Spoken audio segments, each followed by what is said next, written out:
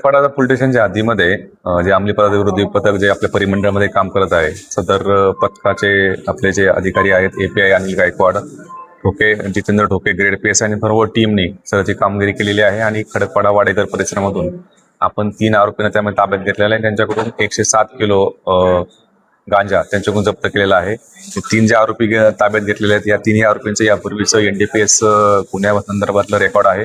यापूर्वी ते वेगवेगळ्या गुन्ह्यांमध्ये अटक झालेले होते अंमली पदार्थ तस्करीमध्ये. त्याच्यामध्ये पहिला आरोपीचं नाव आहे वसीम खान, तो आहे भिवंडीचा. त्याच्यावरती सुद्धा एक गुन्हा दाखल आहे जो आहे घाटकोपरचा. त्यानंतर दिनेश सरोज म्हणून आहे, हा आरोपी जो आहे तो ठाण्यामधला आहे. त्याच्यावरती पण सुद्धा घाटकोपरचाच एक 1800 किलो गांजा म्हणजे यापूर्वी जप्त केलेला होता. त्यानंतर तिसरा जो आरोपी आहे जो मोहित वर्मा, तो मुलुंड पोलीस स्टेशनचा, याच्यावर सुद्धा मुलुंड पोलीस स्टेशनमध्ये NDPS गुन्हा दाखल होता. अशा प्रकारची जी कामगिरी जी आहे ती आमच्या पथकाने केलेली आहे.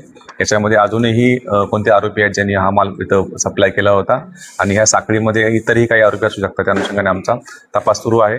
सध्या त्या तिन्ही पण आरोपींना आम्ही अटक केलेली आहे आणि कोर्टासमोर हजर केला असता आरोपींना आता 9 तारखेपर्यंत त्यामध्ये पोलीस रिमांड दिलेली आहे.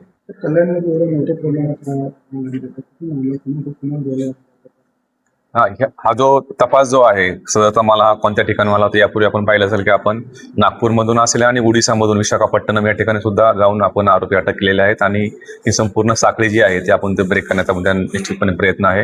या प्रकरणामध्ये सुद्धा हा माल सदरचा माल कुठून आला होता, कोणत्या ठिकाणी घेऊन जाणार होते आणि इतरही कोणकोणते याच्यामध्ये सहभागी आहेत हे पूर्णपणे आपण साखळी याच्याकडून तपास करून पूर्ण करणार आहोत, जेणेकरून हे पूर्ण रॅकेट जे आहे आपल्या त्या रॅकेटच्या मध्ये आपल्याला मुळापर्यंत जाता येईल.